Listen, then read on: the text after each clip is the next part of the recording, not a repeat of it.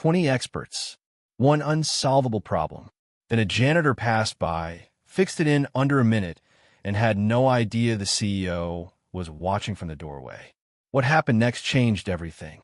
Before we begin, leave a comment telling us which city you're watching from. And when we're done, don't forget to rate this story from 0 to 10. Enjoy. This is absolutely unacceptable. 20 experts. 20. And not one of you can isolate this variable. The engineer's voice cracked as he hurled the accusation at the whiteboard, his coffee sloshing dangerously close to the rim of his mug. Richard is going to combust, someone muttered near the back. For the third time that evening, the argument behind the frosted conference room glass had escalated into something that could be heard 2 hallways away. Outside, in the corridor, Valentina was mopping the floor with one earbud in and one ear free, because you never knew what useful or ridiculous thing the corporate world might produce at any given moment. The meeting room door burst open, and 3 engineers filed out with the defeated posture of soldiers retreating from a battle they'd had no business starting. Dark circles, clipboards, expressions that had given up pretending to be optimistic.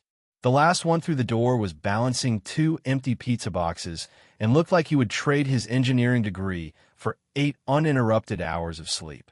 When the elevator closed behind them, Valentina wheeled her cart to the doorway, picked up the mop, and stepped inside. She set the mop in the corner, dropped the cloth into the bucket with a small flourish that she performed for no one but herself, and looked up at the enormous digital whiteboard, still glowing with the problem that had apparently destroyed the evening of 20 credentialed professionals. "Would you look at this disaster?" she said, picking up a dry cloth to wipe the screen's edges. They couldn't even be bothered to clear their own failure before they left. She was teasing the empty room, but as she wiped the corner of the board, her eyes caught the equation at the center, and her hand slowed. She paused. Wait just a second." She squinted at the numbers, took 2 steps back, then 3, and leaned against the cleaning cart with her arms folded, giving the whole thing the suspicious look of someone who has just noticed that something obviously wrong has been presented as complicated. All this drama over something so straightforward. She stepped forward, picked up a red marker, and without quite deciding to, in a way that people do things they understand instinctively before their brain has finished catching up, started marking below the formula. A small correction here. A repositioned element there. A substitution, a flip, a simplification that reduced the whole tortured construction to something that fit neatly in 3 clean lines. She stepped back. "And there we go," she said to the mop, with a satisfied air of someone who has just found the lost item that was sitting in plain sight the entire time. "Who did this?" Valentina startled so hard she nearly knocked the bucket over. Richard Carter, CEO of Carter Tech, was standing in the doorway. Tall, impeccably dressed, with the kind of controlled expression that people spend years cultivating and which, at this precise moment, was doing a very poor job of concealing the fact that he had just witnessed something he could not immediately explain. "Not me," Valentina said, pointing at the mop in the corner. "That was Maria Clara." Silence. "Joking. It was me." Richard crossed the room slowly, his eyes moving between Valentina's face and the whiteboard with the intensity of a man running calculations. "You understand what this equation represents. I understand that your team of experts overcomplicated it to the point where the solution became invisible," Valentina said pleasantly. "Which, in my experience, is what happens when people are too busy trying to appear intelligent." Richard pulled a tablet from inside his jacket and began entering the revised figures, his jaw set with concentration. None of our consultants even approached this shortcut. Not one of them. Valentina leaned on her cart in the posture of someone who is pretending not to care about a compliment. Maybe they were too focused on the performance of solving it to actually solve it. He looked up. "Where did you study?" "University. 2 years of engineering." Had to stop. She said it without self-pity, the way you state a fact about the weather. Couldn't afford to continue. Life intervened, you know how that goes. Though I suppose you don't Technically, you're rich. Richard blinked. It was a small thing, barely visible, but Valentina had been reading people's reactions for long enough to know that she had surprised him. Not offended him, surprised him. The difference mattered. "You're very direct," he said, almost to himself. "I'm a janitor. Being funny and direct is how I keep the job interesting." He looked at the whiteboard again, then back at her. "I want you in the meeting tomorrow morning." Valentina raised one eyebrow with the precision of someone who has practiced the expression. "Are you promoting me to logical reasoning custodian? I want to understand how you saw what the experts didn't. That's all." She considered this for a moment, studying him the way you study a contract before signing something that might complicate your life. Then she shrugged. "As long as I can bring them up. She gets anxious when I leave her behind." Richard Carter, who was known across 2 corporate floors for being able to freeze an entire meeting room with a single look, exhaled quietly. "Deal." Valentina collected her bucket, pushed the cart to the door, and paused on her way out. "Good night, boss. And for what it's worth, a smile now and then wouldn't hurt you. People work better when they're not afraid of the person running the company." She walked out. Richard stood alone in the meeting room, looking at the corrected equation on the whiteboard. The solution was elegant, clean, obvious in retrospect, which is the most frustrating kind of obvious there is. He looked at the door where she had just disappeared, and for the first time in longer than he could pinpoint, Richard Carter smiled. The Carter Tech boardroom the following morning was assembled with the full gravity of a room that believed in its own importance. Directors, engineers, senior managers, all navy, charcoal, and dark gray, all tablets and serious expressions, and the ambient tension of people who had spent the previous night losing a battle they were not yet prepared to admit was their own fault. The door opened, and someone very different walked in. Valentina Ramirez, in her neatly pressed blue uniform with her badge clipped to the pocket and her worn sneakers on the polished floor, stopped at the threshold and took in the room, looking back at her. She fixed a strand of hair that had escaped her bun, gripped the handle of her cleaning cart, and gave the assembled room a smile that was approximately 40% genuine and 60% composed bravado. "Good morning, everyone." A ripple of murmuring moved through the room. Richard, already seated at the head of the table, gestured to the empty chair beside him with the matter-of-fact brevity of a man who had already decided something and was not interested in discussing whether it was unconventional. "Ramirez, have a seat. Do you mind if the cart stays by the door?" Valentina said, parking it carefully along the wall. "She feels excluded otherwise." A single engineer suppressed a laugh. Valentina sat down, straightened her uniform with the dignity of someone settling into a boardroom chair for the first time in her life, folded her hands on the table, and waited. "Last night," Richard began, "you did something that 20 of our most qualified consultants couldn't do. We'd like to understand what you saw that they didn't." "Oh," Valentina gave a small, slightly uncomfortable laugh. "I don't think I did it the way your people do things, to be honest. I just looked at it and thought, this is more tangled than it needs to be." She pointed at the screen where the equation had been reconstructed for the meeting. "It's like when you're cleaning a floor and you've got 3 different products going at once, and you've completely forgotten that a damp cloth would have done the whole job in 2 minutes. I just simplified it." A few quiet laughs moved around the table. "Did you have formal training in this area?" asked one of the engineers, leaning forward with genuine curiosity rather than the skepticism Valentina had prepared herself for. 2 years of engineering at university. I had to stop. My mother got sick, and the tuition became something I couldn't manage alongside everything else." She said it without flinching. "But my brain never got the message that it was supposed to stop learning. I read everything I can get my hands on. Technical manuals, journals, medicine labels if they're long enough." "And you retain all of it?" another engineer asked. "My mind kept going. My bank account just couldn't keep pace." Richard, who had been watching her throughout with the focused attention he usually reserved for documents that needed to be read twice, leaned back. "Do you think what you did last night was a matter of luck?" Valentina looked at him without flinching. Do you think 30 years of cleaning has taught me to solve equations by accident? Arthur, the technical director, cleared his throat and raised the printed sheet in front of him. With the board's permission, I reviewed her solution last night. It's not only correct, it's more computationally efficient than our existing protocol. He looked around the table. By a significant margin, the quality of the silence in the room shifted. Something that had been skepticism began, in certain faces, to become something more complicated. A director near the far end of the table, whose expression had not softened from the moment Valentina walked in, set down his pen. I want to be clear that this is a confidential project with substantial investor exposure and cutting-edge proprietary technology, and you are. The cleaning lady, Valentina, finished, with a pleasantness that left no room for the comment to land as intended. I'm aware of what I am. I'm also aware that I was invited into this room. I didn't let myself in. Arthur interjected before the tension could calcify. What Valentina identified last night is something our entire technical team overlooked. That's not a detail. That's the point of this conversation. Valentina's eyes widened slightly. I genuinely thought I might have broken something. I was going to erase it.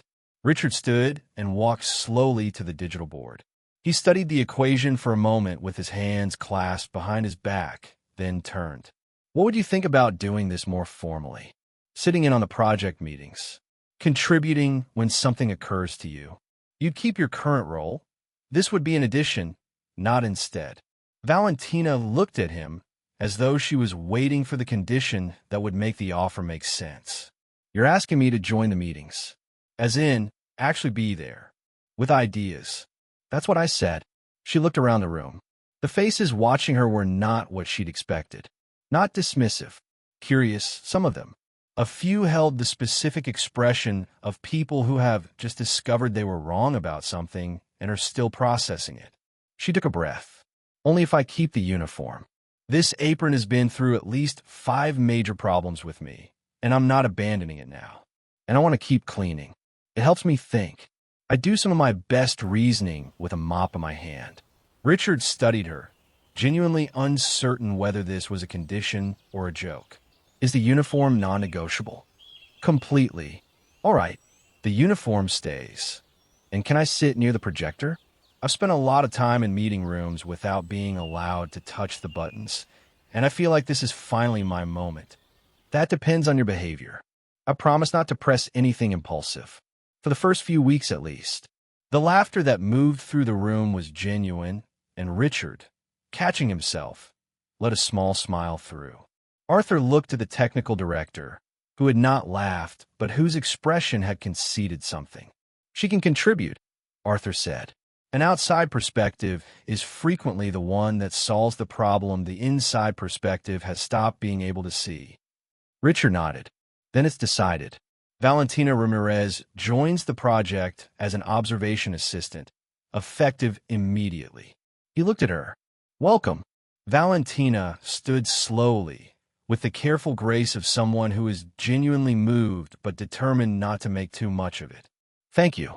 Really, I never imagined I'd be standing in a room like this as anything other than the person responsible for keeping it clean.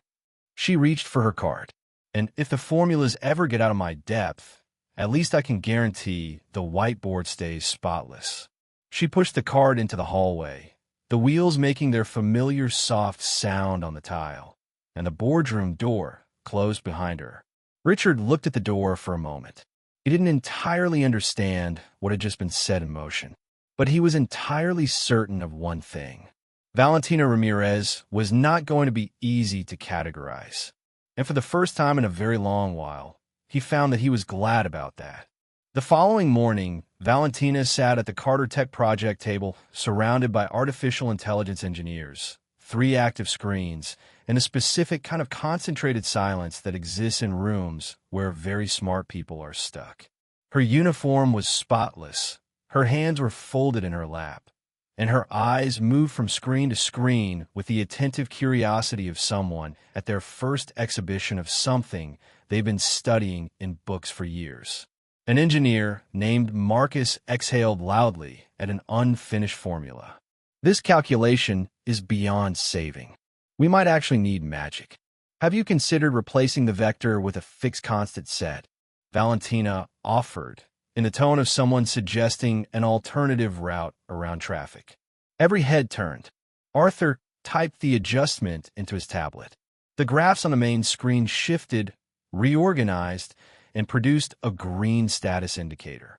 It worked, Arthur said, with the specific quiet of someone who has been surprised by the same person twice in 24 hours and is beginning to accept that this will keep happening. Again, Valentina smiled and lifted one shoulder. If a pipe clogs in the same spot every single time, there's no point putting more water through it. You have to change the pipe. Soft laughter from around the table. But the person watching most carefully wasn't laughing. Richard sat at the far end of the room in his customary position, the one that allowed him to observe the full table without appearing to watch anyone specifically, and he was very specifically watching Valentina. He had expected the mathematical aptitude. What he hadn't anticipated was everything around it. The ease with which she moved through a room full of people who had more letters after their names than she'd ever had the opportunity to collect. The way she shifted the temperature of a tense meeting without appearing to try. The jokes that landed because they were honest rather than calculated. The way she talked to the plant in the hallway before she came in the full and cheerful awareness that this was unusual behavior, and the complete absence of embarrassment about it. At the third project meeting that week, Valentina untangled a problem in the system's learning interface that had been producing errors for 2 days. Arthur looked at his screen, and then at her, and then at his screen again. "This is becoming a pattern," he said. Valentina laughed. "Be careful. If I saw one more thing, you'll want to start paying me differently, and then I'll have to figure out income tax, which I've been successfully avoiding understanding for years." Richard's laugh came quickly and quietly, and he turned to look at his notes before he finished the scheme. It was not fast enough. Rachel, seated 2 chairs down, nodded slowly. "We're doing a team dinner tomorrow," Rachel announced. "Everyone's coming. Valentina, we'd really like you." Valentina hesitated. "Well, I don't know. Those things are usually quite cool, aren't they? I'm more of a folding chair in the kitchen. It's just dinner. No ceremony. I'm jealous." Richard, without looking up at the papers, said simply, "Every morning, Valentina has said this. She spent that afternoon dinner, where the least expensive item on the menu would likely cost what she normally budgeted for a full week of groceries." She called her neighbor, Mrs. Lucia, who appeared at Valentina's door within 12 minutes with a simple purple dress and a pair of earrings she described as bringing excellent luck since 1982 and not once letting me down. The restaurant Richard had chosen was the kind of establishment where the lighting was designed to make everyone look important and the menu was printed on paper thick enough to serve as a building material. Valentina walked through the entrance, and 2 analysts near the door, who did not recognize her without the uniform, turned to each other and murmured about a new investor. At the back of the room, Richard looked up from his water glass. It would be inaccurate to say that Richard Carter was a man easily caught off guard. He had spent decades cultivating an equilibrium that most emergencies failed to disturb. But what he saw when Valentina walked in that night shook something loose in a way that 20 years of corporate equanimity had not prepared him for. It wasn't just that she looked different, though she did, the purple dress finding the lines of her with a quiet elegance she'd been hiding under the uniform. It was the way she carried it, the same ease, the same slight humor around her eyes, the same complete absence of performance. She wasn't trying to become someone appropriate for the room. She just walked in and was herself, and the room adjusted. "I hope I'm not overdressed," she said, arriving at the table with a self-deprecating smile. "The only things in my wardrobe that come with heels are my brooms, so I had to improvise." The table laughed and welcomed her in, and the evening became, without any particular effort, one of the better ones Richard could remember at a company event. Valentina told stories from the cleaning staff with a narrative instinct of someone who understood that the most interesting things happen at the edges of the frame. She described the time she had walked directly into the middle of an executive presentation while searching for the break room, mop raised and everything, and the conference table laughed until the quietest engineer on the team had tears on his face. Richard watched her from his end of the table and found himself doing something he had not done voluntarily at company dinner in recent memory. Enjoying himself, without the part of his mind that was always cataloging what came next, what needed addressing, what this conversation would need to produce. When the evening ended and the group moved toward the exit, Valentina appeared at his elbow. "Thank you for including me," she said. "No thanks needed. I had a good time. Though tomorrow morning I'll be back to mopping tile, which is its own kind of evening. With more brilliant ideas, presumably, if the brain cooperates. If not, the floors will shine. That much I can guarantee." He nodded, still looking at her with that expression she was beginning to recognize. The one he wore when something didn't fit the framework he'd built for it, and he was trying to decide whether to revise the framework or pretend it fit anyway. She said good night, waved to the group, and left. Richard stood on the sidewalk for a moment after the door closed behind her, looking at the space where she'd been, and understood, with a clarity he didn't entirely welcome, that something had shifted. He just wasn't yet sure what to do about it. The following morning, Carter Tech ran at its usual velocity. Rapid footsteps, glowing screens, the particular ambient hum of a building full of people who believed their work was urgent. Valentina was in the corridor near the main elevator, earbuds in, duster moving in easy arcs, humming something just below the threshold of being identifiable as a specific song. She was, as she often was when the work allowed it, talking quietly to the fern beside the water cooler, informing it that the recent humidity levels in the building were doing it no favors and that it needed to communicate its needs more clearly. When the meeting room door opened and Richard stepped into the hallway, he saw her from a distance. Didn't hurry. Watched for a moment as she repositioned the fern's pot with the attentiveness of someone performing a small act of genuine care, then turned back to her work with the light, unaffected ease that she brought to everything she did, whether she was mopping floors or dismantling a formula that had defeated 20 people. She noticed him noticing and raised her cloth in a wave. "Good morning, boss.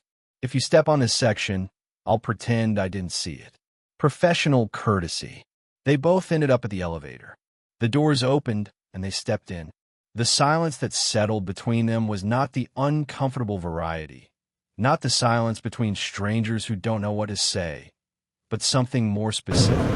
The silence between two people who have things to say and aren't quite certain whether saying them will open something they know how to close. "You seem different this morning," Richard said.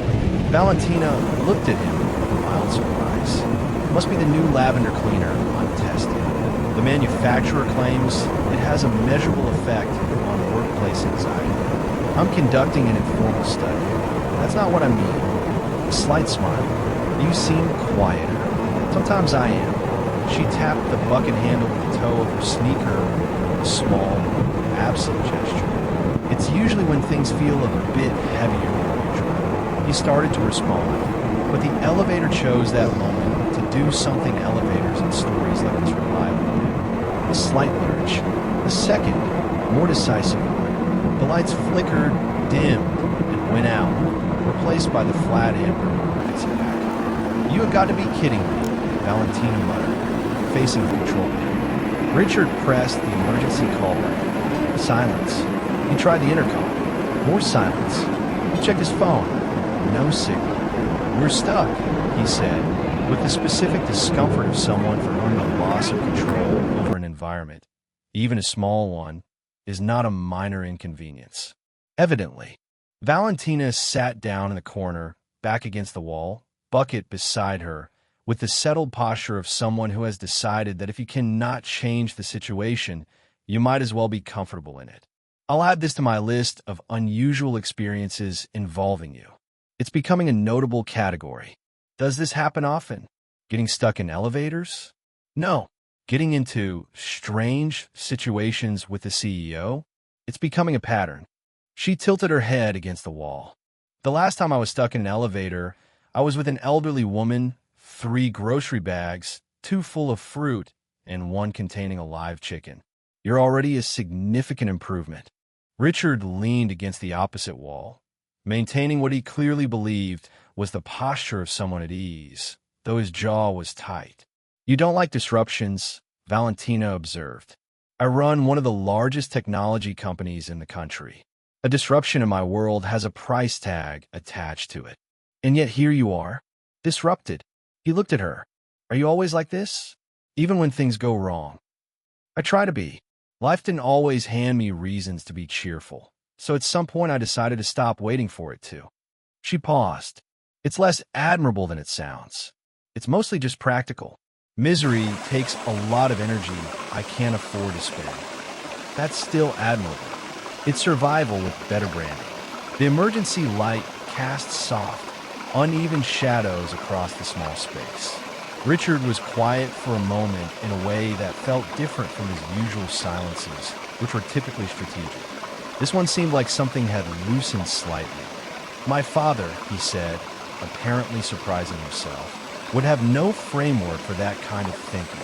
Valentina looked at him with genuine attention. What kind of framework did he have?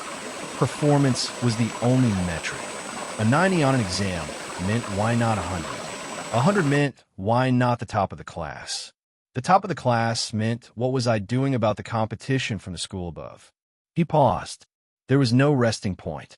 No place where you could stop and consider whether the direction was the right one. And you followed that model. I built my entire life on it. I never questioned whether there was another way to operate.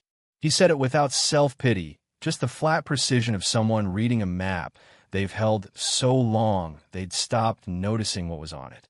I'm not sure there is another way for someone in my position. Valentina was quiet for a moment, not filling the space. Then, can I tell you what my version looks like? Please. She adjusted her position against the wall, getting comfortable. My mother worked as a seamstress. Long hours, hard work, not enough money, and still, at the end of the night, no matter how tired she would find something funny to share with me and my sister. Every night, without exception, she looked up at the emergency light. When she got sick, I left university to take care of her and make sure my sister could stay in school. It wasn't a difficult decision, though it looked like one from the outside. It was just the obvious thing, so I did it. She smiled, not sadly. And here I am, stuck in an elevator with the most serious human being in the Pacific Northwest. I'm not that serious. Prove it. The challenge landed in the space between them with the weight of something that was only partly possible. Richard looked at her with a specific quality that gave the problem that existed. You make me think about things I'm usually too busy to consider. Such as what my life would have been like if I'd taken more time to notice things, to have actual conversations rather than scheduled ones. Valentina's smile was calm and full of a specific kind of understanding. Maybe the pauses are where the real teaching is. You're suggesting I've been optimizing the wrong thing. I'm suggesting the algorithm. She tilted her head. But look, you're learning. You're having a real conversation in a step elevator, whichever the kind of progress. The silence that followed was a different quality from all the ones before it. Not empty, inhabited. Their shoulders were close enough that she could feel the warmth of him, and neither of them moved away. Richard looked at her, the amber light, her face, the particular directness of her eyes, and leaned in slightly. Valentina, without quite deciding to, leaned in too. The distance between them had become very small, and the air in it felt charged with everything that had been quietly building across meetings and corridors in one very memorable day. His gaze moved to her lips, returned to her eyes, time did what time does in these particular moments. It slowed to the point of your suspension. The lights came on. The control panel lit up with a soft chime, and the elevator announced its intention to resume service in a brisk, indifferent tone of a machine that has no awareness of what it has just interrupted. Valentina blinked and shifted slightly, reaching up to smooth her hair in the gesture of someone giving their hand something neutral to do. "Well," she said, her voice slightly different from its usual register. "That's what we call a ruined movie moment." Richard straightened and cleared his throat with the dignity of a man, pretending he hadn't been approximately 2 centimeters from doing something that would have comprehensively complicated his professional life. "We seem to be moving again." "We really do," Valentina agreed, looking at the door. When the elevator opened on the top floor, they stepped out side by side into the ordinary, fluorescent-lit hallway. Neither spoke for a moment. Something between them had shifted, invisible but undeniable, the way a foundation shifts. No crack on the surface, but the structure above it will never sit quite the same. Valentina returned to her cart and her rounds. In the corridors that afternoon, people greeted her differently, a little warmer, a little more directly, and she noticed and stored the information without comment. Richard disappeared into his meetings and his decisions. But between the agenda items, his eyes kept finding their way to the hallway, waiting for the sound of cartwheels or the particular quality of laughter that belonged only to one person in the building. That evening, a notification changed the temperature of everything.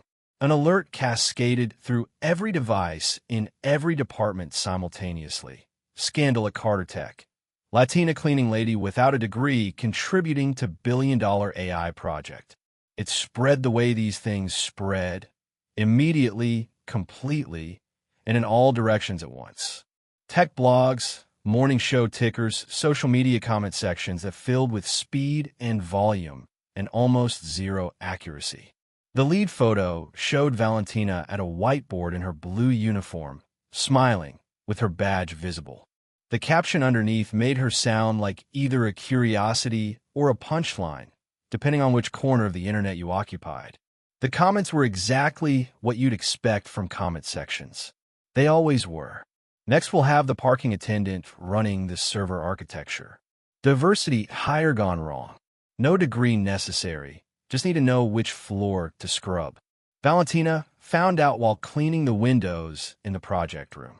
An intern on the other side of the room, unaware of who was behind the squeegee, said to a colleague, "Did you see the whole cleaning lady genius thing? It's all over everything." Valentina set the cleaning cloth on the counter with the careful, deliberate movements of someone who is choosing their response rather than reacting to their feelings. She looked at the phone screen the intern was holding. Her own face looked back at her. Her own story flattened into a headline. She walked to the locker room and stayed there for 27 minutes, standing in front of the mirror with the specific expression of someone who has been through harder things than this and knows it, and is still, despite knowing it, tired. When she came out, part of the team was gathered in the break room. Some looked away when she entered. Others looked at her with the uncomfortable curiosity of people watching something they don't know how to respond to. "You're all aware I'm standing right here," Valentina said, and her voice was steady and clear and contained more authority than anything she'd said in a boardroom. "The least you can do is finish the conversation you are having rather than pausing it until I leave the room." The silence was the kind that knows it deserves to be uncomfortable. Across the building, Richard was already in front of the crisis management screen. Find who leaked this and remove every unauthorized image from every platform. He looked at his communications director. "Not trying. Done. There's a difference." He went down to the second floor and found Valentina in a small meeting room. She was sitting down, not crying. Her expression was the one he'd never seen on her before, the one that showed the effort required to hold something in. "Valentina, I've already started. I saw it," she said. "I know. This is completely unacceptable. It's prejudiced and it's wrong, and I'm not going to." "Richard." She raised her hand, and he stopped. not because she was aggressive, but because the quiet authority in it was absolute. I know you want to fix this. I understand that. But I don't need to be rescued. The silence between them carried weight. She stood. I've been navigating people who underestimate me since I was old enough to realize they were doing it. This isn't the first time someone has laughed at me, and it won't be the last. But I expected something different in here. She looked around the room. I expected these walls to be the ones where what you contribute matters more than where you come from. They should be, then act like it. She said it without anger, which made it land harder. Don't protect me like I'm a well-intentioned error that needs managing. Recognize me as someone who has been contributing real work and deserves real respect. Those are different things. Richard moved closer. I do recognize that. I recognize everything you've done for this project, and I am not going to let anyone diminish. I know. Her voice softened at the edges. And I believe you. But right now I need some time away from this place to decide whether I still want to be part of somewhere that the world gets to reduce me to a headline the moment things get complicated. She reached down to the table and picked up her badge, the one she'd worn every single day with the uncomplicated pride of someone who had earned the right to be there, and set it down with a sound that was very small and very final. I'll be taking a temporary leave. I need to think. She walked past him, through the hallway, past the faces and the whispers, signed herself out at the front desk, and walked through the glass doors into the Seattle afternoon without looking back. Richard stood in the meeting room after she'd gone. The badge sat on the table under the cold overhead light. Small, simple, and full of a weight that had nothing to do with its size. The building felt different after that. Richard noticed it the next morning the way you notice a sound that has been constant until it isn't. The elevator was clean, but the fern by the water cooler had nobody to talk to. The meeting started on time, but the interruptions came slower, and the atmosphere that usually snapped tight around a solution had gone loose and unfocused. 3 problems that would have taken Valentina 20 minutes took the full team 2 hours. At the end of the day, Richard walked through the main hallway, saw the fern beginning to droop, and understood something with a clarity that he could not have articulated in technical language, but knew was entirely accurate. He missed her, not the solutions she produced, not the way she improved the team's efficiency metrics. He missed her voice and the specific quality of her laugh, and the way she looked at complicated problems like they were simply puzzles someone had poorly labeled. He missed the way she looked at him, without deference, without calculation, with the particular directness of someone who saw what was actually there rather than what the title in front of his name suggested should be there. She wasn't just a valuable contributor to the project. She was the first person in years who had made him feel like a person. 3 days without Valentina. To Richard, they felt like 3 weeks. The technical meetings were tense and low energy. Solutions required more effort and produced less confidence. Even the plant by the water cooler had given up and gone visibly limp. Every time Richard passed the second floor, his gaze searched for the blue card. Every time the elevator opened, he waited for a comment that wasn't coming. On the 3rd morning, he went to HR, got her address, and drove to a neighborhood he had never had reason to visit. The streets were narrower, the houses modest, the sidewalks full of the particular life that exists in neighborhoods where people actually know each other. Kids running, neighbors exchanging words over fences, the smell of something being cooked at a real temperature. Valentina's house was small, tended with the kind of care that costs effort rather than money. A green gate stood open before a garden of bright, crowded flowers, and a rocking chair on the porch that looked like it had heard a lot of conversations. Richard sat in the car for a full 2 minutes. Then he got out. A woman with gray hair in a bun and a floral apron was watering the front garden. When she saw Richard approaching the gate, her expression was warm and alert and assessing all at once. "Good afternoon," Richard said. "My name is Richard Carter. I work with Valentina." Elena's eyes lit up in recognition. "Oh, you're Richard. She's mentioned you. Come in. In this house, guests don't wait at the door. It was not quite a statement he was in a position to refuse. The interior of the house was small and full and warm in a way that Richard's apartment, twice the square footage, 5 times the price, had never managed to be. Crocheted covers on the couch cushions, family photographs at every elevation, the smell of something sweet coming from the kitchen. A young woman at the table was surrounded by books and notebooks with the absorbed focus of serious study. "This is Sophia, Valentina's sister," Elena said. "Sophia, this is Mr. Richard, your sister's boss." Sophia looked up with a shy, polite smile. "Nice to meet you. Valentina says you're very smart." "That's generous of her," Richard said, meaning it. Elena disappeared and returned with coffee and slices of carrot cake, still warm from the oven. "Sit down, please. Valentina's out back. She tends to the garden when she needs to sort through her thoughts. She does her best thinking with dirt on her hands." Richard accepted the coffee. He looked around the room, at the photographs, the books stacked on every available surface, the small details of a life organized around what mattered rather than what was expensive, and recognized, with the quiet discomfort of genuine recognition, that this house had something his own residents had always lacked. Not luxury, warmth. "Sophia finishes high school this year," Elena said, with the particular pride of someone who has invested enormously in something and watched it bear exactly the fruit they hoped for. "She's applying to medical school." "That's a demanding road," Richard said. Sophia looked up from her books with the quiet certainty of someone who has already decided. "Valentina always says if you don't dream at the scale of what you actually want, you'll never know whether you could have reached it." The back door opened. Valentina appeared in the doorframe in a simple t-shirt with earth still on her hands, and the expression of someone who has been thoroughly managing their own thoughts and has just been interrupted by an unexpected variable.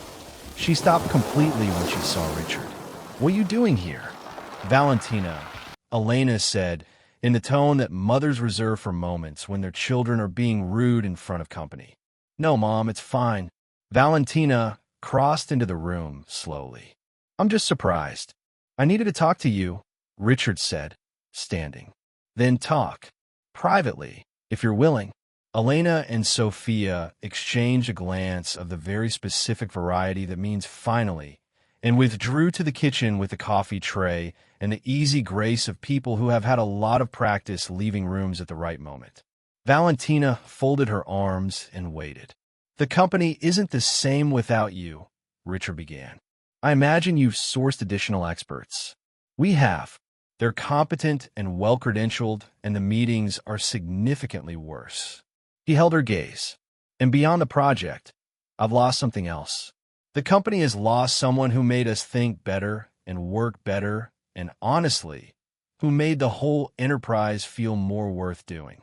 Valentina studied him. "Richard, I'm not going back to be someone's interesting anomaly. I'm not going back to be the story you tell at investment dinners about thinking outside the box. I'm not a novelty. You wouldn't be coming back as any of those things. Then what would I be coming back as? A specialist consultant, with a proper contract, a proper salary, a proper title, and a seat at the table that nobody needs to explain or justify." He paused. "There's a major presentation this Friday. Silicon Valley investors. The funding decision for the entire next phase. I want you to lead it." Valentina was quiet. "You know this project more thoroughly than anyone in the building," Richard continued. "You understand it in a way that our engineers, for all their expertise, don't, because you understand how to make something complex into something a person can actually hold and believe in. Those investors need to believe in it." Valentina exhaled. "What if I fail?" "You won't. You don't know that. I know you well enough to know that." Valentina glanced toward the kitchen, where the murmur of her mother and sister's voices was a steady, warm constant. Elena reappeared in the doorway with the specific timing of a woman who has been listening from a respectful distance.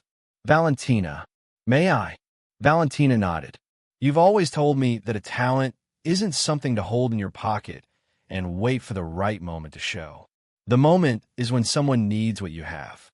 Elena looked at Richard briefly, then back at her daughter. If these important people need what you can offer, then maybe it's time to stop deciding whether you deserve to be there and just go. Sophia appeared at her mother's elbow. You always tell me we don't quit at the first difficulty, Val. Richard watched the three of them. The way they moved around each other, the trust that ran through every exchange, the quality of love that doesn't announce itself because it's simply the water everything else is swimming in. He felt, for the first time in as long as he could locate, the specific ache of wanting something he hadn't known he was missing. Valentina looked at him for a long moment. All right, I'll come back, but I need one thing from you. Name it. Stop managing me and start respecting me. As an equal, not as a project, not as a story, as a colleague who happens to also be the person who saved your presentation last week. Richard extended his hand. Deal. Valentina shook it. Then we have an agreement, Mr. Carter. And for the first time in 3 days, Richard Carter felt the specific relief of something falling into place. The Friday presentation room was the kind of space that made money feel inevitable. Glass walls, downtown Seattle spread below like a promise. Investors in suits that communicated their net worth without requiring a single word. These were people who had heard every pitch and funded only the exceptional ones, and they knew the difference immediately. Valentina walked in wearing a blazer borrowed from Rachel, her hair in its usual ponytail, no elaborate makeup, the same confident ease she brought to every room regardless of what the room contained. Good morning, she said, connecting her laptop to the projector with the brisk efficiency of someone who has set up equipment in the early hours of every working morning for years. I know you're accustomed to presentations that lead with technical terminology and complex data visualizations. Today I'm going to show you why this project works using something considerably more reliable, results that make sense. For 40 minutes, Valentina moved through the artificial intelligence systems architecture with the fluency of someone who understood it deeply enough to translate it into language that a person who wasn't already a specialist could hold and believe in. Learning algorithms explained through the way a child learns to navigate trust. Computational efficiency described through the image of a well-organized kitchen where everything has its necessary place. Adaptive processing framed as the difference between following a recipe and knowing how to cook. The investors, who had arrived with the professional skepticism of their position, began leaning forward within the first 10 minutes. By 30 minutes, they were asking questions that were interested rather than interrogating. The core distinction of this system, Valentina concluded, is that it doesn't merely process information. It understands context, like someone experienced in the field, not just following the prescribed steps, but understanding when the steps need to be adjusted to get the result that actually matters. The silence lasted approximately 2 seconds. Then James Morrison, senior partner of the investor group and 20 years of funding decisions in his bearing, stood up and began applauding. The others followed. Ms. Ramirez, Morrison said when the room settled, in 2 decades of evaluating technology ventures, I have rarely encountered someone who could make concepts this complex land this clearly. You have a remarkable gift. Thank you, Mr. Morrison. We're prepared to offer $50 million for full project funding. The murmur that moved through the Carter Tech team was not the murmur of people who had expected that number. It was considerably larger than anyone in the room had projected. Richard, standing at the back wall, where he'd positioned himself as an observer, felt the particular quality of pride that belongs to moments when something you believed in is proven right in front of witnesses. After the investors departed and the team's quiet celebration had settled into the warm aftermath of something that had genuinely gone right, Valentina found Richard near the window. $50 million, she said, as though testing whether the number was real. You made that happen. The project made it happen. The project was there before. The investors weren't moved until today. She allowed herself, finally, the smile she'd been managing for the last 40 minutes. Do you know what this means to me? Actually means, tell me, Sophia's college. I won't have to manage that math anymore. Richard looked at her, at the fact that in the moment of her largest professional achievement, the first thing she named was her sister's education, and understood something about the quality of her character that no meeting or whiteboard problem had fully communicated. It also means, she added, that maybe you were right, that I can actually make a difference here. I've known that since the first night. They looked at each other across the quiet of the emptying room, and something settled between them. No interruptions, no professional register, no management of distance. Just two people who had been circling something and had finally stopped moving. The news of the 50 million spread through Carter Tech in under an hour. Arthur suggested a gathering in the 12th floor break room. Nothing formal, just the team marking a moment worth marking. Rachel produced champagne from a refrigerator compartment that apparently existed for exactly this kind of occasion. I just said what you all already knew, Valentina kept saying, as people found ways to tell her she'd done something significant. No, said one of the younger engineers, with the directness of someone still new enough to say true things plainly. You said it the way nobody else could have. Richard stood near the panoramic window, with Seattle spread below in its nighttime configuration, and noticed that something in him was arranged differently than it had been 3 hours ago. His shoulders were lower. His jaw was unclenched. He watched the room the way you watch something you've been part of creating and feel unexpectedly proud of. As the evening wound down, people left in the gradual way of a party that has been good. The early departures from the ones with full lives elsewhere, then the middle wave, then the last few. Arthur said goodnight. Rachel gathered her things. One by one, the room emptied, until only Richard and Valentina remained in the dimly lit space with the city lights pressing through the glass behind them. The silence between them had changed texture again. Not professional, not the charged restraint of the elevator, not the careful distance of the past difficult days. Something quieter, something that felt like arriving.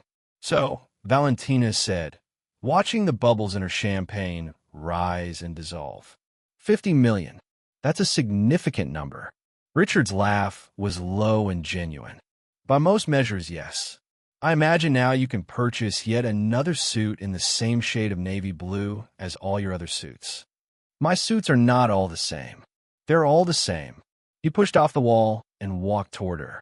They have different construction, different fabric weight. Richard, she pretended to study his jacket. This is the 4th consecutive navy suit. I've been counting. There are subtle distinctions. There are not subtle distinctions. She was smiling now, and the champagne had done something small and lovely to her expression. You are a man who found a system that works and has been refusing to deviate for approximately 15 years. And you find that limiting. I find it. She looked at him, and the distance between them had shortened without either of them appearing to have moved. Very you, which is a different thing from you. And what does very me mean exactly? Valentina looked at him for a minute. He was close now, close enough that the conversation had stopped being about suits and ties. It means you think about everything more than necessary, including your wardrobe. It means you've built very good walls, and you live mostly inside them. She tilted her head, and it means that sometimes, when you forget to be the CEO for a few minutes, you're actually quite interesting. Only sometimes. Don't push your luck. Richard took another half step. They were standing in a particular proximity where conversations had changed their nature. You know what today was? Hard work paying off. Today was you, being exactly who you are, and it changed everything. He paused. Again, Valentina felt the warmth move into her face and was irritated at herself for it. Are you complimenting me, Mr. Carter? I'm stating an observable fact, Ms. Ramirez. They laughed together, and the laughter did what laughter between two specific people does when everything is finally honest. It cleared the last of the careful distance. You know what the best part of today was? Valentina asked, setting her glass down on the table, but not stepping back. Tell me, watching you smile during that presentation, the real one, not the one you put on for investors. She looked at him directly. It happened twice. I counted those two.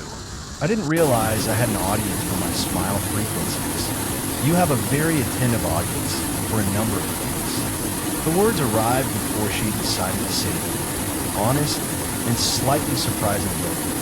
Richard reached out and touched her face, his thumb against her cheek, gentle and careful, the gesture of someone who understands the weight. Valentina closed her eyes for 1 second, feeling the warmth of it, and as she opened them, he was looking at her with the most unguarded expression she'd seen. "This is complicated," he said. I know that I should. "Stop thinking so much," she said, and the words were quiet and direct and entirely sufficient. He kissed her, not rushed, not desperate. The kiss of something that had been building across weeks of meetings and corridors in one stuck elevator for 3 very long days, finally arriving where it was always going. Her hands found his chest, feeling the quickened rhythm underneath. This found her waist. When they separated, their foreheads rested together, and both of them were a little unsteady in the best way. "That was," Richard began. "Unexpected," Valentina finished, with the smile he had been cataloging without realizing it. "The good kind. A very good kind." They stayed close, talking softly, the way people talk when a wall has finally come down and the air on the other side turns out to be exactly what they needed. When the time came to leave, Richard walked her to the parking lot, and the drive to her neighborhood was the most natural conversation either of them had had in recent memory. Nothing strategic, nothing managed, just two people who had finally stopped performing composure at each other. At the green gate, in the soft light of Seattle evening, he kissed her again, brief and certain. "I'll see you tomorrow," she said. "I'll see you tomorrow," he agreed. But when tomorrow came, Richard had retreated back behind every wall he owned. He arrived at his customary time, moved through the morning with his customary efficiency, and when Valentina appeared at the project follow-up meeting, he addressed her with a professional precision so complete it was almost architectural. Direct eye contact when absolutely required. Technical responses to technical questions. Not a single word or gesture that acknowledged that anything between them was other than purely collegial. "Richard, can we talk about the implementation timeline?" Valentina tried, after the meeting had emptied. "Take that to Arthur. He's handling the next phase of rollout." He didn't look up from the documents he was organizing. Valentina stood still for a moment. "Is everything all right?" "Everything is fine. I'm focused on deliverables." The temperature in his voice was not anger. It was something more deliberate and more painful, the controlled coldness of someone who has decided that the warmth of the previous night was a risk they cannot afford. She left without another word, but she carried it with her for the rest of the day. By the second day, it was worse. He routed all communication through Arthur. He left any room she entered within a reasonable professional time frame. When she passed him in the corridor and their eyes met, he gave her the brief, courteous nod he gave to suppliers and visiting consultants and people he had no particular relationship with. On the afternoon of the second day, Valentina stayed in the break room after it had emptied, in the chair nearest the window, looking at the same view they'd shared 2 nights ago. She was not the kind of person who cried from disappointment. Disappointment had been too frequent a visitor in her life to retain that particular power over her. But this was different. This was disappointment in something she had actually allowed herself to hope for. That was rarer, and it went deeper. She wiped her eyes with the back of her hand and made a decision. The next afternoon, she knocked on Richard's office door. When he called her in, she crossed to his desk and placed an envelope in front of him. He looked at it. "What's this?" "My resignation." He looked up then. Really looked. "What?" "You heard me correctly. I'm resigning." "What?" The word came out with more urgency than he'd intended. Valentina looked at him with the particular sadness of someone who has been here before and knows exactly what they're feeling and exactly what they're going to do about it. Because I will not work in a place where my presence has become something to be managed around. Because I won't stay where someone I respected has decided to treat me like a mistake he's embarrassed about. And because I deserve considerably better than that. Valentina. No. She raised her hand, and he stopped. You communicated your position very clearly over the last 2 days. I received the message. Now I'm making my own decision. She looked at him steadily. That night meant something to me.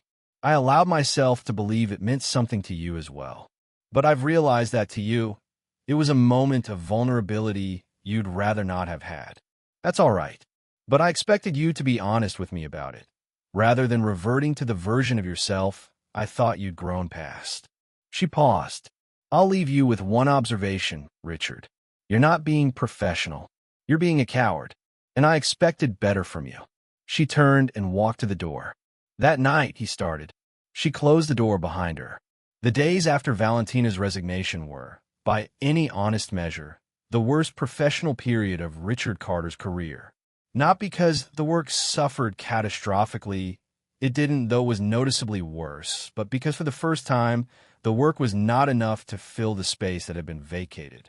He went through the motions with the efficiency of someone whose institutional competence is strong enough to function without his full engagement, and nobody who didn't know him well would have noticed. But Arthur noticed. Rachel noticed. The plant by the water cooler noticed, in its passive and despairing way. He tried calling her on the 3rd day. Voicemail. On the 4th. Voicemail. On the 5th day, he left the office in the middle of the afternoon, canceled 2 meetings, and drove to her neighborhood. Elena was in the garden. When she saw him approach the gate, her expression was kind but measured. The expression of a woman who loves her daughter with the specific fierceness of someone who has watched her be underestimated by the world for years and has developed a calibrated skepticism about people who claim to see her clearly. Good afternoon, Mrs. Elena. I'd like to speak with Valentina, if she's willing. She's not here at the moment, Elena said, setting down her watering can. She looked at him for a moment with the unhurried patience of someone who has all the time she needs. Mr. Carter, may I say something to you? Please. My daughter is the strongest person I've ever known. She's also a person with a heart that she doesn't show easily because she's learned not to. When she shows it, that is not a small thing. Elena wiped her hands on her apron. If you've hurt her, no amount of appearing at my gate will fix it by itself. What fixes it is changing the behavior that caused the hurt, and then showing that the change is real. A pause. Tom doesn't do that. People do. Richard looked at the garden, at the flowers that Valentina had probably helped plant, at the rocking chair where he could picture Elena and her daughters sitting in the evenings, talking the way the people in this house clearly talked. Honestly, warmly, without performance. I made a significant mistake, he said. That's between you and her. Yes. He nodded. Thank you, Mrs. Elena. He drove back to the city with her words in his head, like something he kept returning to make sure he'd understood it correctly. That night, he opened his laptop and wrote the email. He wrote and deleted it 8 times, which was not something he did, and which told him something important about what was at stake. In the end, the version he sent was short. Asterisk Valentina. I know I have no standing to ask you to read this, but I want you to know that what happened between us mattered to me more than I knew how to handle, which is why I handled it so badly. There is a conference next Friday. Tech Future Seattle. I'm presenting the project to the industry. I want you there, not because I need the help, but because you built this with us and you deserve to stand in a room where it's recognized. Even if you never want to speak to me again beyond that. Richard, asterisk. Her reply came the next morning. 2 words. I'm not going. Richard stared at them for a long time, then started preparing his presentation. Tech Future Seattle was the kind of event that the technology industry used to take the measure of itself. 1,000 people who built things or funded things or wrote about things, all assembled in the Seattle Convention Center in a state of organized anticipation. Richard arrived 2 hours early and ran through his preparation with a systematic focus that had served him in 100 high-stakes environments. Everything was technically ready.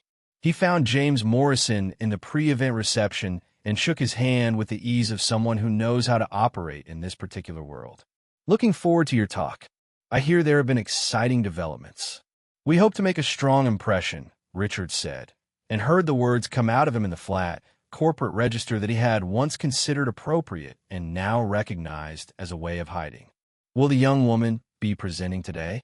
The one from your last investor meeting?" The question arrived like something thrown from an unexpected direction. "Valentina is focusing on other work at the moment." Morrison raised an eyebrow, but moved on, and Richard went backstage to review his slides. 15 kilometers away, Valentina was on the living room couch with Sophia, the conference live stream open on the laptop between them. "Are you absolutely certain you don't want to be there?" Sophia asked for the 10th time. "It's your project as much as anyone's." "I'm certain. Mom said he came to the house." "I know, and you didn't want to see him." There was nothing to say yet. Sophia looked at her sister with the specific patience of someone who has been watching someone they love be unnecessarily stubborn about something that is causing them unnecessary pain. "You know, Val, when you care about someone and they've hurt you, it's possible to make decisions from the place where you're protecting yourself that you'll regret later, especially when the other person is clearly in the same amount of pain." Valentina looked at her 18-year-old sister. "When did you become a relationship philosopher?" "When I started watching my big sister make herself miserable over someone who is very obviously also miserable." At the convention center, with 15 minutes before his presentation, Arthur appeared backstage. "Everything's set. All set. You seem different." Arthur studied him. "Tense in a different way than your usual pre-presentation tense." "I'm always tense before presentations. Not like this. This is the kind of tense that doesn't have anything to do with the presentation." Richard didn't answer. "Something's missing," Arthur said carefully. "Someone," Richard corrected, without meaning to. Arthur was quiet for a moment, and then, with the restraint of a man who knew when not to expand on what he'd just been told, "Good luck, boss." The auditorium held close to 1,000 people. The applause when Richard's name was announced was substantial and appropriate, and he walked onto the stage with his shoulders back and his face arranged in the expression of a man who belongs there. "Good afternoon," he began, his voice carrying cleanly through the speakers. "Today I'm here to talk about a development in artificial intelligence that represents a significant advance in how machines understand." He clicked to the first slide and stopped. Not for a technical reason, not because the slides had failed or the words had left him, but because standing at a podium that Valentina had once transformed into something genuinely alive, speaking words that she had taught him how to make human, he found that the technical language felt like exactly what it was, a performance of competence in place of the real thing. "Our system has developed an approach to processing," he tried again. A low murmur was beginning in the audience. He looked at the slide, then out at the 1,000 faces watching him. He thought about Valentina standing in front of 50 investors and explaining learning algorithms using the image of a child navigating trust, and the room leaning in like a single organism. At home, Valentina was watching the screen, and her hands had become very still. "He's not well," Sophia said. "He's not sick," Valentina replied, and her voice was quiet and different from its usual register. "He's lost." On screen, Richard stood at the podium with the expression of a man who has arrived somewhere and realized he can't get where he's going from there. Valentina stood up. "Where are you going?" Sophia asked. Valentina was already moving toward her room. "To do something I'm probably going to have complicated feelings about for a long time." "Val, cover for me with Mom." She pulled on her jacket. "Tell her I went to save a proud, complicated, infuriating person who is in the middle of publicly failing and doesn't deserve it." Elena appeared in the hallway with the expression of someone who has heard enough to understand. "Go," she said simply. Back at the convention center, Richard was attempting his third restart when he saw her. She came in through a side entrance, in jeans and a simple blouse, her hair pulled back in the fast, slightly imperfect way of someone who left in a hurry. She moved along the side wall without drawing attention to herself, keeping her eyes on him. When she reached the front of the room, she made a small gesture, barely perceptible to anyone else, that said, "I'm here." Richard felt something unlock in his chest. She made her way to the edge of the stage and came up the side stairs with the quiet confidence of someone who belongs anywhere she decides to stand. She stopped beside him and spoke at a volume that only reached him. "Remember when you said I explain things like reading someone a recipe? Treat this like you're explaining to a friend what makes this project worth caring about. Not what it does, why it matters." It was a version of their conversations distilled to its essential instruction. It was exactly what he needed, and both of them knew it. "Thank you," he said, and meant something much larger than the presentation. Valentina stepped back but stayed on stage, close enough to matter. Richard turned to face the audience, and the difference was immediate and visible. The shoulders dropped, the jaw released. The voice found a register that was his own rather than the one he'd been trained to use. "I want to try that again," he said, with a directness that made several people in the front rows sit up. "Because what I was just doing, reciting technical specifications, isn't actually what this project is about." He looked at the slide. "Our system does something that existing AI cannot do consistently. It doesn't just identify information. It understands the situation around the information the way an experienced person does. Not just following the protocol, but knowing when the protocol needs to bend." He talked about learning algorithms the way you'd explain how a person develops judgment. He described computational efficiency using the image of a kitchen organized by someone who actually cooks. He made the audience laugh twice, genuinely, with comparisons that were honest rather than scripted. By the end, the room was completely with him. When the applause came, it was the kind that begins before a presentation has technically finished, the kind produced by people who have genuinely been reached rather than merely informed. The standing ovation lasted close to 2 minutes. Richard found Valentina in the wings after the congratulations had finally run their course. She was leaning against the wall, arms folded, watching the activity in the auditorium with the specific expression of someone who's proud of something and not quite ready to say so directly. "You came," he said. "I did. Why?" She looked at him for a moment. "Because even though you're a genuinely frustrating person, I couldn't sit on a couch and watch you fail on a stage where you had no reason to fail." Richard took a step closer, and the controlled composure that he'd been wearing for the last week had fully left him. "Valentina, I need to say something to you. Go ahead. You are the only person who has ever consistently made me want to be more than what the role requires."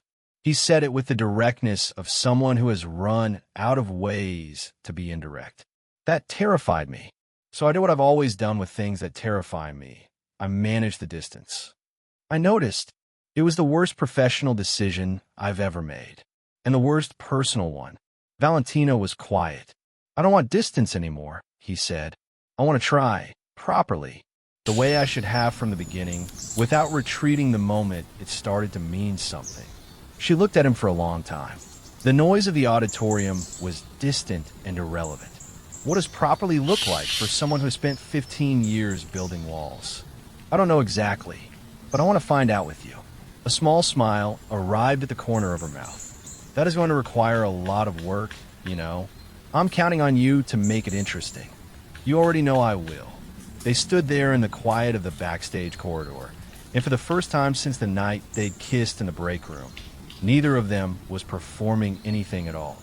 In the days that followed, Carter Tech resumed the rhythm it had lost, and then found again in a form slightly better than the original.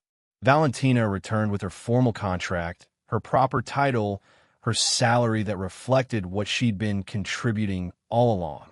The project team noticed immediately, not just in the quality of the work, but in the quality of the air the work happened in. She and Richard found their footing. Carefully, honestly, in the way that things that matter deserve. There were dinners that lasted longer than either of them planned. Conversations in the elevator that continued into the parking lot. The particular, private language of two people who have been paying attention to each other for long enough that they've built something specific and irreplaceable. 3 months in, on a Wednesday afternoon that felt like any other, Valentina's phone rang with a number she didn't know. She answered in the project room, half her attention still on the screen in front of her. "Hello. Is this Valentina Ramirez?" The voice was professional, measured, unhurried. "Speaking. This is the Graduate Admissions Office at Stanford University, calling about your application for the International AI Research Scholarship Program." Valentina's hand went still on the mouse. She had applied in a sleepless, dream-drunk hour months ago, when the future had seemed more abstract than concrete. She had applied the way you put a message in a bottle. Not because you expect an answer, but because the act of writing it means something. She had essentially forgotten about it. "Yes," she said, and her voice was careful. "We're very pleased to inform you that you've been selected. The scholarship covers the full master's program in artificial intelligence research, along with housing and living expenses. It is, as I'm sure you know, a highly competitive selection." The room around Valentina did not physically change. The screens still glowed. Arthur was still in the adjacent room. The view out the window was still Seattle. And yet everything had a quality of unreality, the specific unreality of a good thing you are not prepared to receive. "Is this?" She stopped. "This is real. Completely.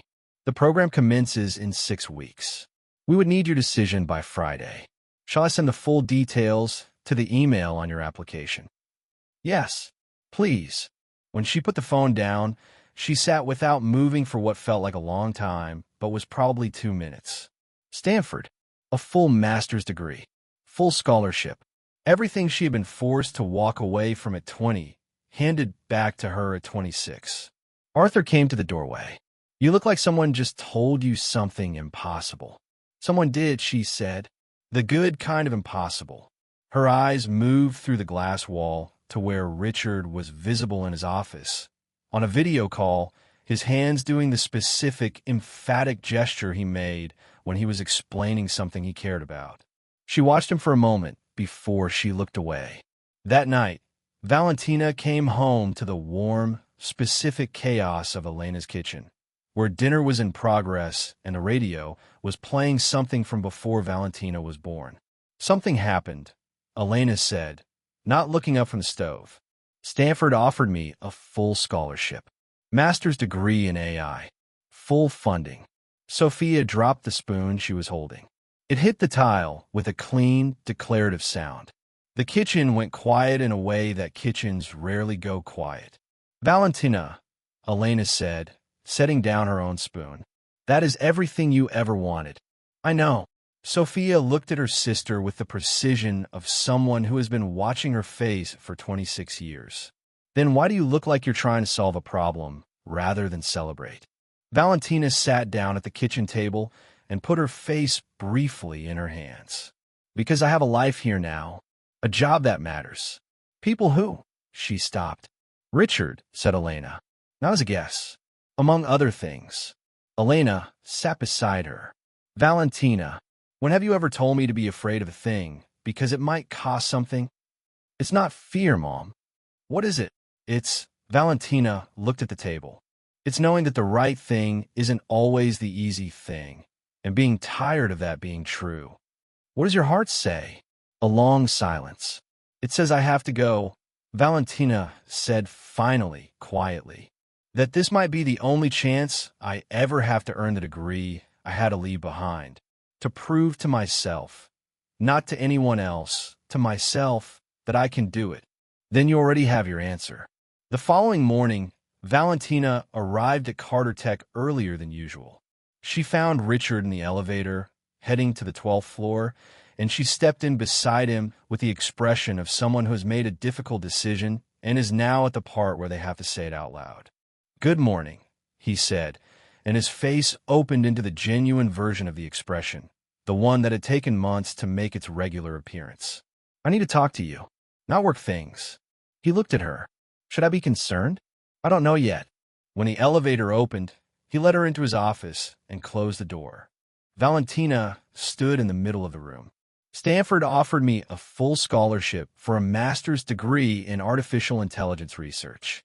Richard's face did the thing faces do when good news arrives from a direction that also contains something complicated. A sequence of responses, each real, none of them simple. He walked to the window. "Stanford," he said. "That's extraordinary, Valentina." "I know." He turned. "Are you going to accept?" "I already have." A beat, then another. "When does it start?" "5 weeks." Richard looked at her across the room, and the professional mask that he'd spent 15 years perfecting was completely absent from his face. What was there instead was something she'd seen before, in the elevator, in the break room, in the small moments between the large ones. Something honest and unguarded, and very clearly in the process of hurting. "You should go," he said. "You'd be irrational not to." "I know. I'm proud of you." He said it with the simplicity of a true thing. Genuinely and completely proud. Valentina looked at him. "Richard." "No, let me." He moved away from the window. "I'm not going to be the thing that makes this harder. You have worked your entire life for this. You dropped out to take care of your family, and you never stopped moving forward. You deserve this more than anyone I've ever met. And I will not." He stopped, organized himself. "I will not be the reason you wonder whether you made the right choice." Valentina felt the particular kind of pain that is produced by someone doing the right thing in a way that costs them something real. "I'm going to miss you," she said. "This place, the people, will still be here." "I know." She looked at him. "Will you be here?" He held her gaze. "For as long as you want me to be." In the weeks that followed, the transition happened the way transitions do when there is enough goodwill on all sides to make them something other than simply a loss. Documents were arranged, responsibilities handed off. Arthur received a thorough and slightly exhausting technical briefing that he later described as the most educational 3 days of his professional life. Rachel organized a farewell gathering that was announced as informal and evolved into something considerably more moving. On the last evening before departure, Valentina cleaned her own desk for the last time.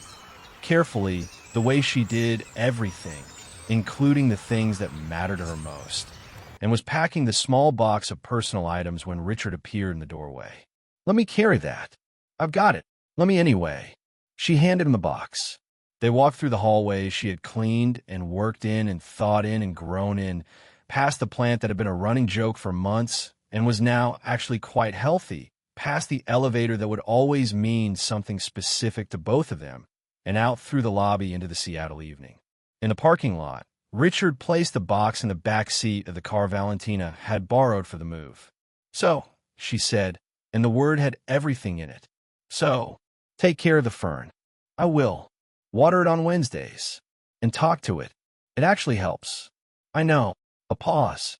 "And if you ever need someone to explain algorithms using cooking metaphors, I'll call." "Good." She reached toward him with a handshake in mind, and he ignored it entirely and pulled her into a hug that held everything that hadn't been said and everything that had. All the meetings and mistakes and moments in the elevator and the evening in the break room and the conference stage and all the mornings between. When they separated, both of them were being significantly more composed than they felt. "Take care of yourself, Valentina." "You too, Richard." She looked at him and learned to smile more. The real one. People need to see that. She got into the car, waved through the window, drove away. Richard stood in the parking lot until the taillights disappeared around the block and stood a moment longer after that, looking at the empty corner of the road. That night, alone in an apartment that suddenly occupied more space than it needed to, he crossed to the window and looked at the city for a while. Then he opened his laptop and typed something he had never typed before. Not in 15 years of running a company, not in any hour of any day that he could recall. Asterisk how to make someone know they matter. romantic gestures that are actually meaningful, how to tell someone you love them in a way that's worth the saying, asterisk. He spent 3 hours on these questions, taking notes in a document labeled only with the date, making plans with the focused determination of someone who has finally identified the right problem and intends to solve it properly. He had 5 weeks, and for the first time in his professional life, Richard Carter had something more important than a business objective driving him. 6 months at Stanford had given Valentina a great many things, a depth of technical knowledge that even her own intelligence had not produced without the right environment, a cohort of colleagues who were the first group of her peers who had never once underestimated her, and a clarity about her own capabilities that she had always carried privately and now wore more openly. It also gave her a great many quiet evenings in which her thoughts, left unoccupied by the demands of the day, reliably found their way back to Seattle. She and Richard exchanged messages with the frequency of people managing careful distance, regular enough to maintain something, not so frequent as to pretend the distance wasn't real. He asked about her classes. She asked about the plant and the project and Arthur's increasingly elaborate explanations of things that didn't need explaining. Neither of them said "I miss you," though both of them read it in whatever the other person wrote instead. Sophia's graduation arrived in June, and Valentina came home for it with the particular combination of excitement and nervousness of someone returning to a place that has continued to exist without her. The flight carried her over the Pacific Northwest, and when the plane began its descent into Seattle, Valentina pressed her face to the small oval window and looked at the city below, its water, its bridges, its particular gray-green light, with the feeling of someone seeing something familiar in a new way. The welcome home was exactly what she'd needed. Elena cried, and then apologized for crying, and then cried again. Sophia screamed and grabbed her by the shoulders and said she had so much to tell her, and then said nothing coherent for 20 minutes. The neighborhood knew she was back before she'd finished unpacking. "You've changed," Elena observed over dinner that night. "Stanford tends to do that. Not like that. Bigger. More settled in yourself." "Is that good?" "It's the best thing." Sophia, who had been watching her sister throughout the meal with the perceptive attention she brought to everything she found important, said, "But something's still unresolved." "I don't know what you mean." Sophia looked at her with the specific patience of someone who is 20 years younger and several layers less complicated. "Sophia, I'm just noting what I observe." Valentina changed the subject, but she knew her sister was right. The graduation ceremony was held in Sophia's school gymnasium, decorated in blue and gold, with all the organized joy and mild chaos that these occasions produce. Valentina arrived early and spent the time before the ceremony helping with logistics, talking to other families, taking photographs, and doing her best not to think about whether she might see Richard. She hadn't told him she was coming. She wasn't sure what she would have said. When Sophia's name was called and she crossed the stage for her diploma, Valentina cried with the clear-eyed pride of someone who knows exactly what went into the moment they're witnessing. This was the education they had collectively worked toward for years. This was what the sacrifice was for, and it was standing on a stage in a cap and gown, and it was perfect. After the diplomas, the principal stepped back to the microphone. "Before we conclude, we have a brief additional presentation from a guest who specifically requested to be here today for reasons that will become clear. Please welcome Richard Carter, CEO of Carter Tech." Valentina's entire nervous system redirected itself in a single second. Richard stepped onto the supplemental stage, a stage that had not been there at Valentina's visit 2 days prior, which meant it had been installed specifically for this occasion, which meant this had been planned with considerable advanced deliberation. Wearing the Navy suit, as always, but with something different in his face. The controlled composure that had defined him was there, but it was sitting over something else. Something that looked, from Valentina's seat in the middle of the packed gymnasium, like the genuine, slightly terrifying vulnerability of a man who has decided to do something real. He adjusted the microphone. found her face in the crowd. "Good evening. I'm aware that I'm interrupting a significant family celebration, and I sincerely apologize for that. But I've learned recently, from a very particular person, that the right moment is usually the one you create rather than the murmuring moved through the audience. A few months ago, I had the extraordinary experience of working with someone who changed the way I understood what intelligence is, what leadership is, and what a life well lived looks like. He looked directly at Valentina, and the gymnasium, with its hundreds of people, was compressed somehow into a space with only two people. She walked into my building in a cleaning uniform and solved a problem that 20 experts could, and that was the least interesting thing. Valentina's hands were very still. She taught me how to laugh without calculating the cost. She reminded me that the people who clean your floors, tend your plants, and make your coffee are frequently the ones who see most clearly what needs doing. His voice softened. She showed me, slowly, and sometimes through the particular kind of lesson you receive when you've made a significant mistake, that success without connection is simply activity, that a life organized entirely around professional achievement without someone to actually share it with is not a life that is fully realized. Some of the people around Valentina had stopped watching the stage and started watching me. "Valentina, I'm nervous. You used to clean my office floors, and somewhere in the process, you cleaned something else in the pipe." The genuine laugh he'd been holding back for 3 sentences found its way out. The real one, the one that reached his voice. "I'm sorry about the time of this. I'm sorry about the week. I am deeply sorry about several specific events from earlier this year that I will not revisit later, because you deserve better than a rehearsal of my mistakes in front of an audience." He descended from the stage and walked toward him, creating a path through the chairs, and the gymnasium found its collective breath. He stopped in front of him. "I love you," he said, and the gymnasium microphone picked it up and sent it into every corner of the building, to every family that had come for graduation and was receiving something different and considerably better.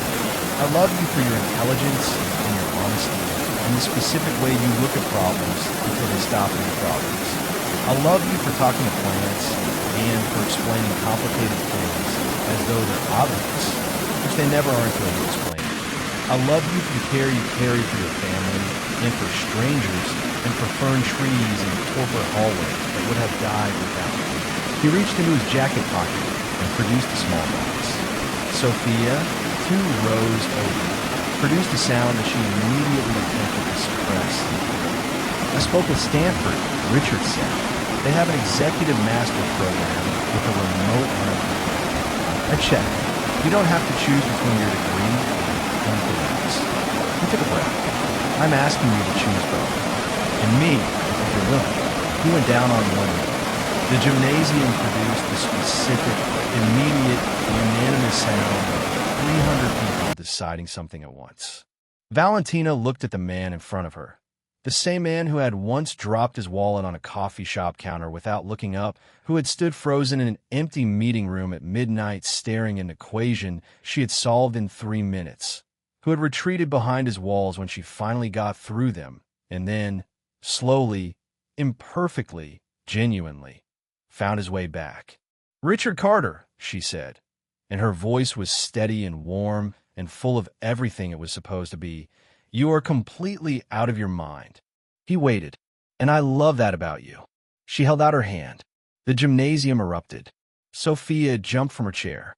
Elena, in the row beside her, pressed both hands over her mouth and cried with the thoroughness of someone who has been quietly hoping for this for a long time.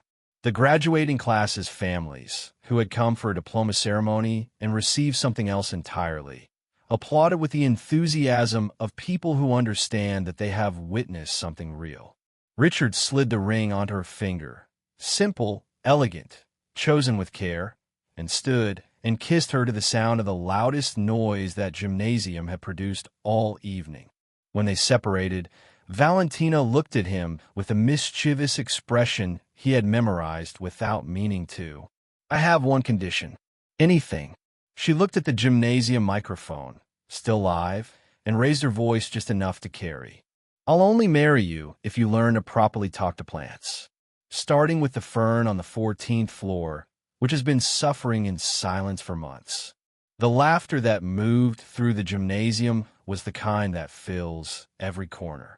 Richard looked at her, and his smile was the real one, the one that had taken her the better part of a year to see and that she intended to spend a considerable amount of time seeing from now on. Deal, he said, as long as you teach me the correct conversational register. I want to get it right. That's going to take some practice. I have time. Sophia appeared, still in her cap and gown, and grabbed Valentina in a hug that nearly knocked them both sideways. Does this mean you're coming back? It means we'll figure it out, Valentina said, looking at Richard over her sister's shoulder. Together, do I get the world's most overqualified brother-in-law? Sophia pulled back, grinning at Richard. You get a brother-in-law who is going to learn 5 Latin recipes and the correct way to maintain houseplants, Richard said, and who will never again wear the same navy suit on 4 consecutive days. Sophia looked at Valentina.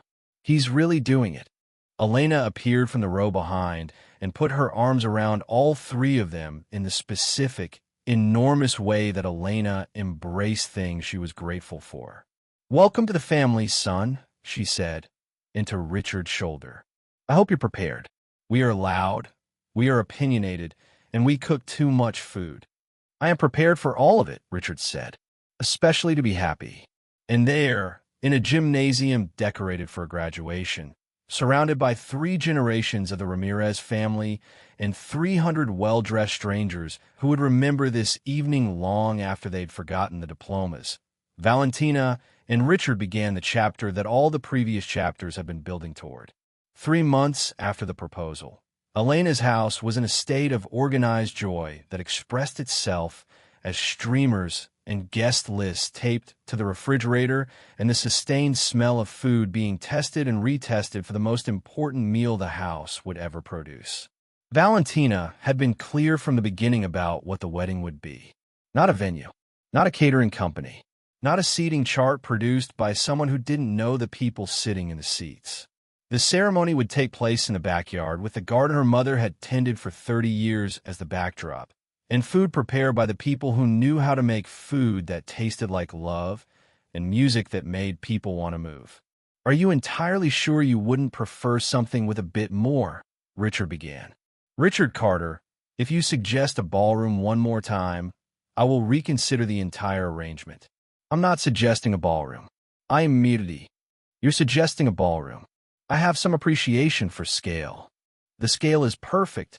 The scale is a backyard in Seattle with people I love in it. That's the scale. She handed him a string of lights. Now hang these between the trees, please, without suggesting that a professional installation team would do it better. Richard hung the lights. They were slightly uneven in 2 places, and he was aware of it, and said nothing, which was itself a form of progress. In the months between the proposal and the wedding, Richard had done something that most people who knew him professionally would have found difficult to account for. He had become a regular presence in Elena's kitchen. He had learned to season feijoada under Elena's patient instruction, losing the first 3 attempts to the specific pitfall of underestimating how long things needed to take. He had mastered dominoes at a level sufficient to compete without embarrassment against Valentina's uncles, which had required 6 evenings and a willingness to lose repeatedly in front of people who found his losing very entertaining. He had learned enough Spanish to make Elena laugh consistently at his pronunciation, which he had accepted as a form of success. The morning of the wedding arrived the way important mornings do, sunny, with the specific quality of light that feels like the day has been prepared for something. Valentina woke in her old room in her mother's house, surrounded by Sophia and 3 cousins who had traveled significant distances to be there, and felt, with a completeness she hadn't expected, entirely ready. Nervous? Sophia asked, handing her coffee. Not at all.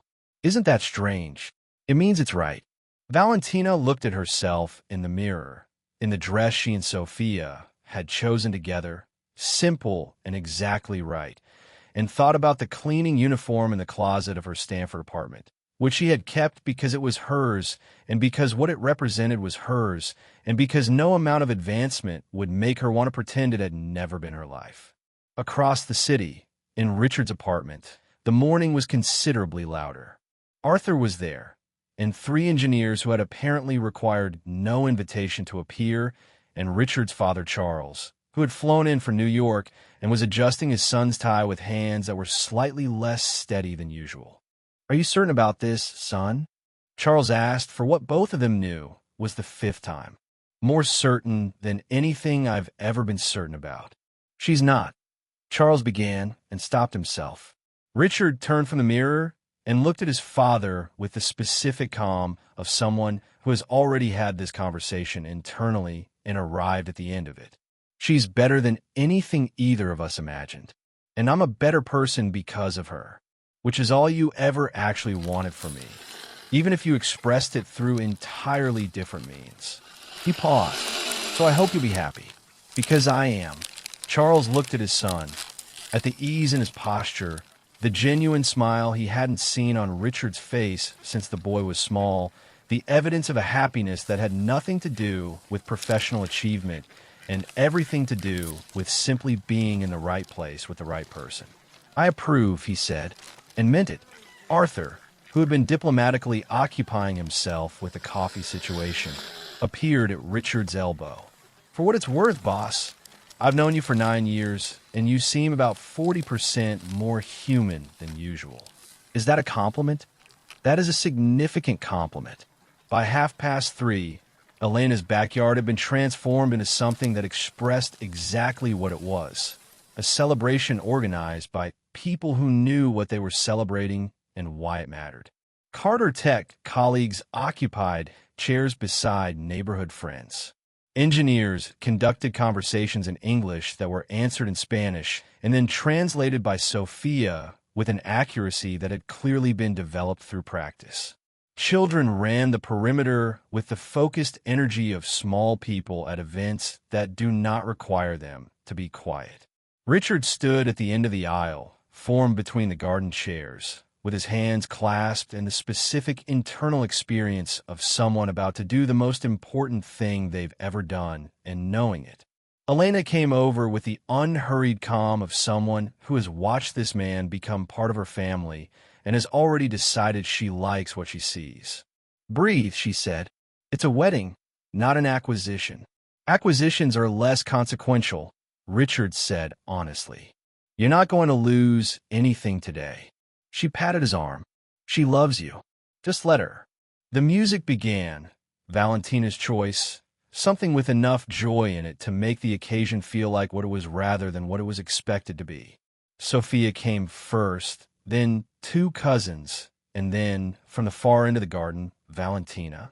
She came the way she did everything, without pretense, fully herself, stopping to give the small cousin with the crooked tie a quick adjustment, turning to wave at a neighbor who had appeared at the fence with the expression of someone who had not received an invitation but had decided to attend from across the property line anyway.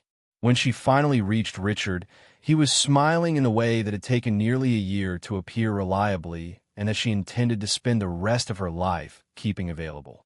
"You stopped 5 times, he said quietly. "Those were important stops." She looked at him. "You look like you're going to faint." "I'm not going to faint. I'm simply experiencing a heightened state of—" "Richard." "Yes. You look wonderful." He exhaled. "Thank you." The officiant, a family friend who had become certified for the purpose, opened with a combination of Portuguese, English, and Spanish that produced laughter in all 3 languages and set the tone for the rest of the ceremony. When the vows arrived, Richard reached into his jacket for the folded paper he'd been carrying for 3 days. He held it, looked at Valentina, and put it back. "I wrote this many times," he said, "but you taught me that the most useful things are usually the simplest ones." So, he took her hands. "Valentina, you showed me that intelligence is not a credential. You show me that laughter is not a distraction from serious work, but the evidence that serious work is being done by people who are still alive inside it.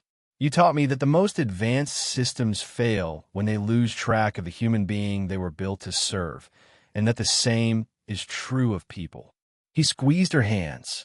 I promise to love you, to respect you, to listen to you even when you're saying something that challenges me, especially then, to keep learning how to be the person you deserve, and to maintain the plant on the 14th floor with the attentiveness it was always owed. From the back of the gathered guests, one of the ants shouted something that was received with laughter by everyone in earshot. Valentina looked at the man in front of her and felt the fullness of the moment with a clarity that didn't need her to do anything with it except be in it. "Richard Carter," she said, "you came into my life when I was mopping your hallways, and somehow, over everything that happened since then, we ended up here." She paused, holding his gaze. "You gave me the chance to show the world that I was more than a cleaning uniform. I gave you the chance to remember that you were more than an expensive suit. And I think that's a pretty good trade." She smiled.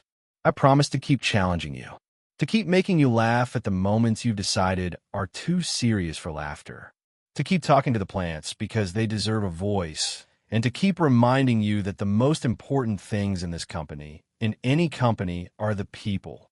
She held his hands more firmly. "And I promise to love you, even when you suggest venues with entirely unnecessary square footage. Even then." "In that case," Richard said, and the guests who were close enough heard it and the ones who weren't would hear about it later, "I now promise to never suggest a venue with unnecessary square footage again." "I now pronounce you husband and wife," the officiant said.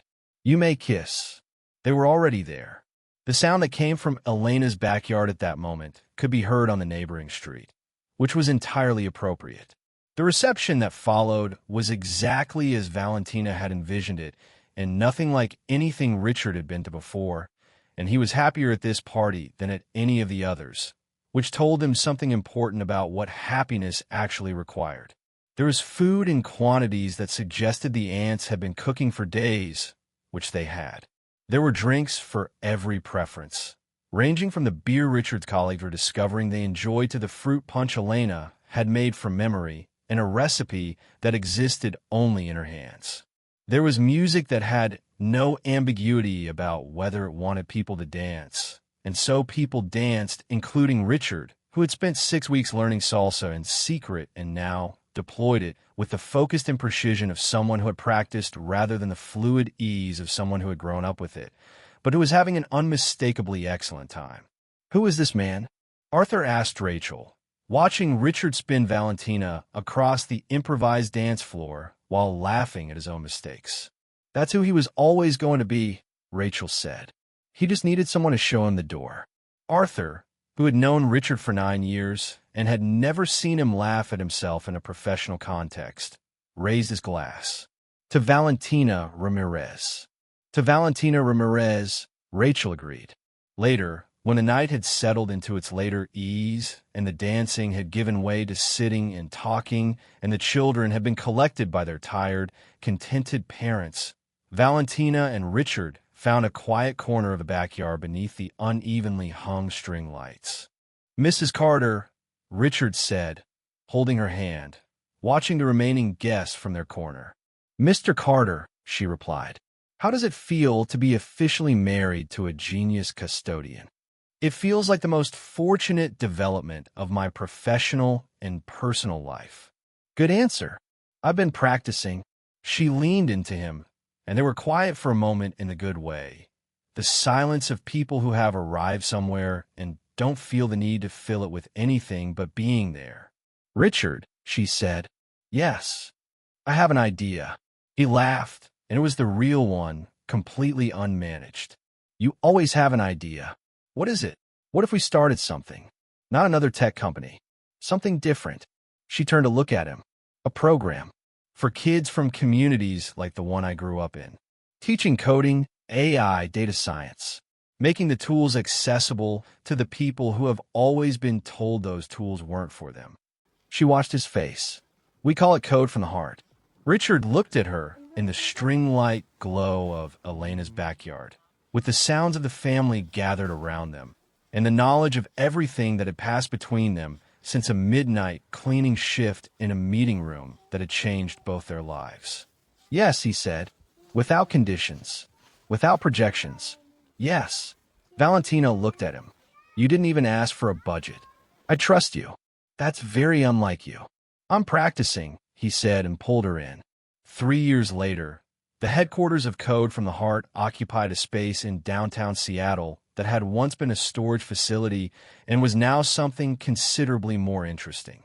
The walls were full of work in progress, diagrams, prototypes, algorithms drawn on whiteboards by hands that had never touched a whiteboard before arriving here. The noise level on any given afternoon suggested productive chaos rather than organized quiet, which was the intended effect. Valentina stood in the doorway of the main project room, watching a group of students prepare to present their first programming project. The average age in the room was 16. The confidence level, relative to where most of them had started, was something she could only describe as one of the best things she had made.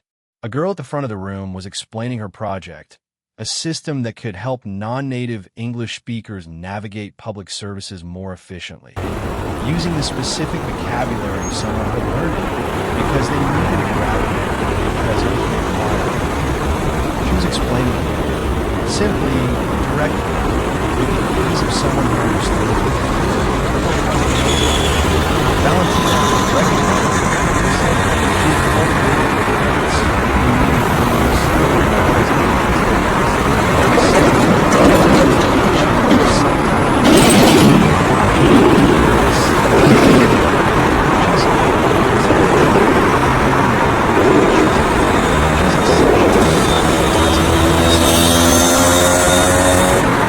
underneath, it is like yours was.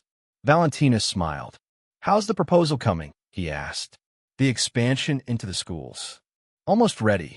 I want to walk you through it this weekend. Saturday morning? Saturday morning. I'll make breakfast. Your mother's recipe? Obviously. He stood beside her for a moment, looking into the room at the students and the boards and the general beautiful noise of people learning things that would change what was possible for them. Do you know, Richard said, that 3 years ago, I genuinely believed that the measure of a successful life was the size of the number at the top of the quarterly report. I know, I was wrong about almost everything. You were wrong about the significant things. The smaller ones you had mostly right. That's generous. I'm a generous person. He took her hand. You're the most generous person I've ever known, and the sharpest, and the funniest, and the one who is always right about the plants. The plants have always been right about everything. I'm just the interpreter. One of the students looked up and saw them in the doorway and waved, and Valentina waved back with the warmth of someone for whom this specific room, this specific work, these specific young people with their first programs and their first confidence was the thing she had been building toward through all the other things. She wasn't the kind of genius that filled headlines. She was the kind that cleaned up the messes other people left behind and then, quietly, showed everyone a better way to arrange the furniture. And somewhere in a building 2 blocks away, a fern on the 14th floor was the healthiest it had ever been, tended by a CEO who had learned that talking to things that could not talk back was not a sign of eccentricity, but of care, which was in the end the most sophisticated technology available. What did you think of Valentina and Richard's story? Leave your thoughts in the comments. And from 0 to 10, what score would you give it? Don't forget to subscribe and turn on notifications so you never miss a story. More inspiring stories are waiting for you right here on the end screen.